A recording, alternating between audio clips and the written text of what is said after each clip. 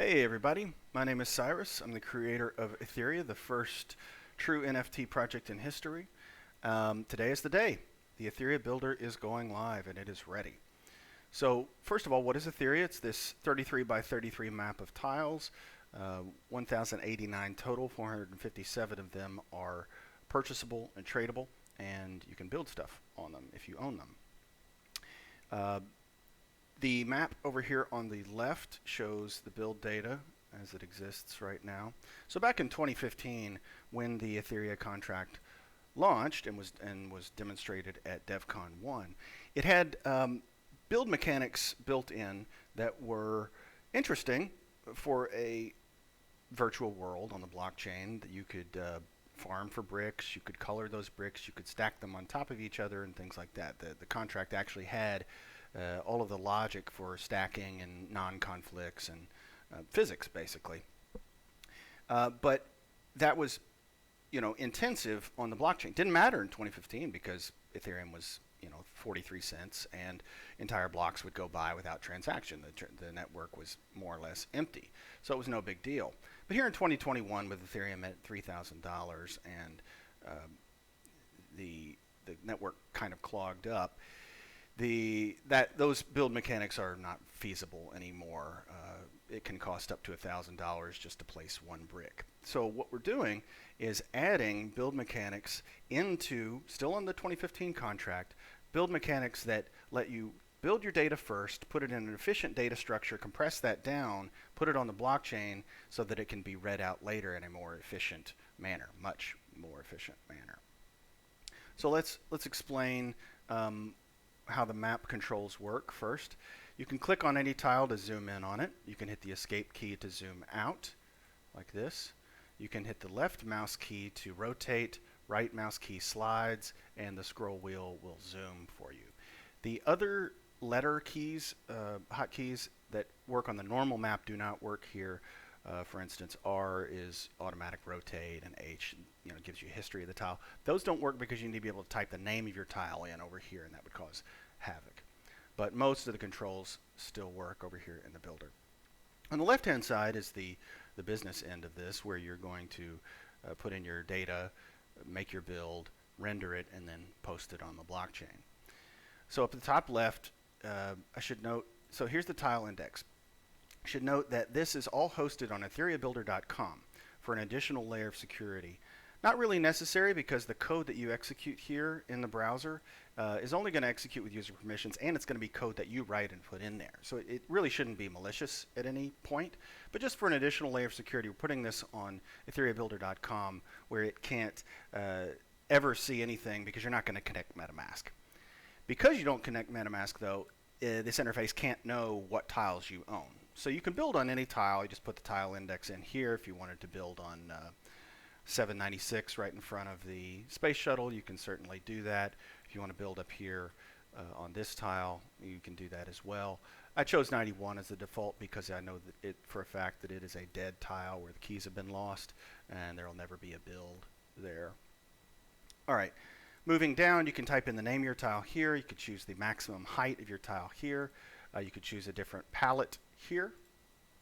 And then under examples, you can load up one of the default examples to see something. So click the crosshairs, and that'll zoom in on the tile where it gets built.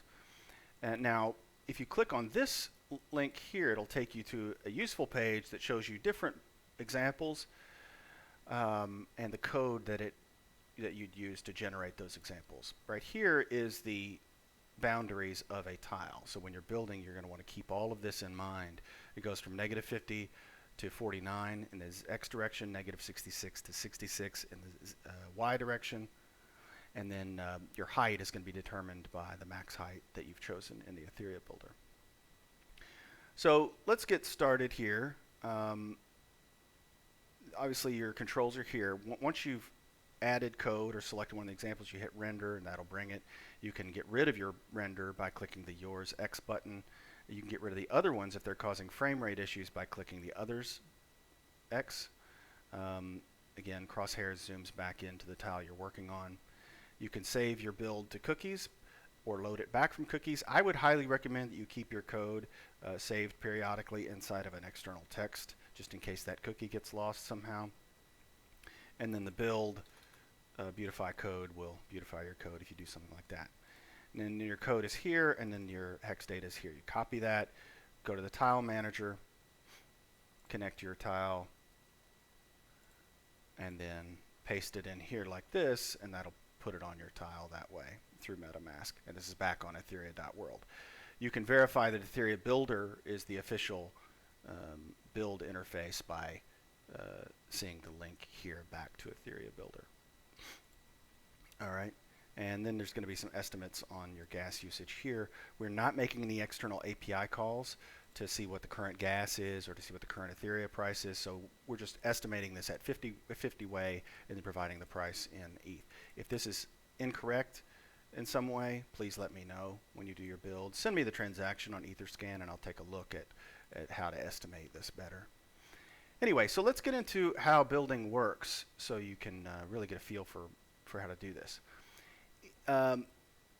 This is a loop that runs through the entire structure. You've got your height times your x and your y. And you're going to put colors, 12 for instance is purple. You're going to put those into the point in the array. To help you out, x, y, and z have already been generated in this loop for each iteration, and you can use those to adjust your build. So let's show how that it works on just the red voxel here. Going to cut out everything else, click render, and it's going to give us the red only. Now if I want the red to be taller, I can put z equals less than or equal to 10 and hit render. So that's going to make it taller. If I want it to float, which you certainly can do, make z greater than or equal to 3 and z less than or equal to 10. I can render that, and now it's going to float off the tile a little bit there. All right. You can change that color pretty easily. Make it orange. Make it green. So I've got the wrong. Make it green, and then let's bring back the column so I could show you how height works. So your code doesn't have to be if x equals blah, if y equals blah, if z equals blah for every single pixel. You can actually make different functions and different if then else statements. This is just JavaScript. I mean, you can write whatever you want in here. So what I've done is I've made an outer loop that says y is greater than -1 and less than -3, and that'll apply to all of these sub builds inside this outer bracket. And then you could do x, various x and z things here. Now you'll notice that there's no z specified at all. That's and that'll make it go to the max height. So I hit render and I can make that 16. Hit render on 112. That'll make them 112 tall, etc. Going back down to 48, I can actually change each of these individually as well. Z less than or equal to 10. Hit render, and then there you go. So that's how that works. Your rendering is going to be most efficient if you're sticking to kind of blocks like this, rigid blocks. But you can use mathematical formulas to get curved surfaces as well, like this sphere. And those are going to be more intensive and a little more expensive to deploy to the blockchain with your hex code here because it's, you know, curved and there's a lot of detail there. But the good news is that you only have to use one color because you get shading and depth for free because of the 3D nature of all of this, right? That's just blue. That's the same blue for every single one of these, but the light hits it differently and gives you that depth. Anyway, so as I said before, you would copy this result. You'd go over to the tile place, and then you paste that in there, deploy it. Oh, I should mention the name as well. So let's call this blue sphere. Re-hit render.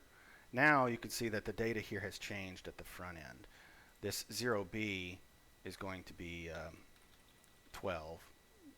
Yeah, 0 is A is 10, B is 11, C is 12. So this is 12 characters long.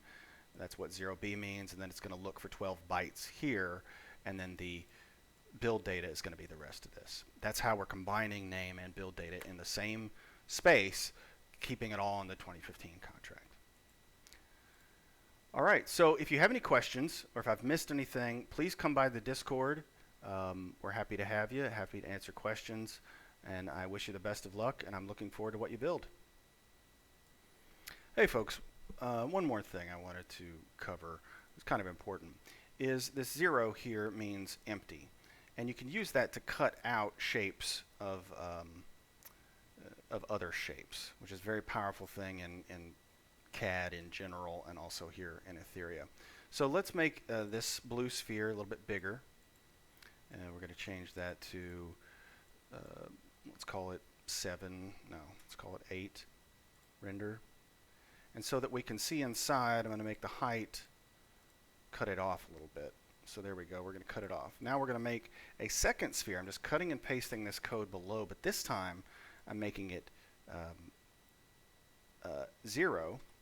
It's going to remove color, and I'm going to make it a little bit smaller and hit re-render. Now we've got a hollow shape because we drew the outside sphere and then we came back through and got rid of some of that stuff in the middle by setting it to 0. Anyway, I thought that was important and I wanted to make sure this was comprehensive. Thanks.